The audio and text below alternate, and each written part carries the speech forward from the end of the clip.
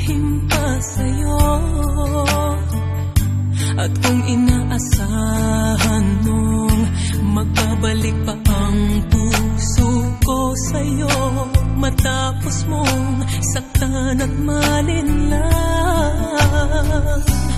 dapat sana'y hawak ang iyong kamay. Kung nag-isip ka lang, hindi na masasaktan ang isa't isa. Malaya ka na, magagawa mo na ang lahat ng gusto mo. Kahit masaktan man ako, malaya ka na. Huwag ka nang umasa pang magbabalik ako. Lilibutin ka't hindi mabibigo.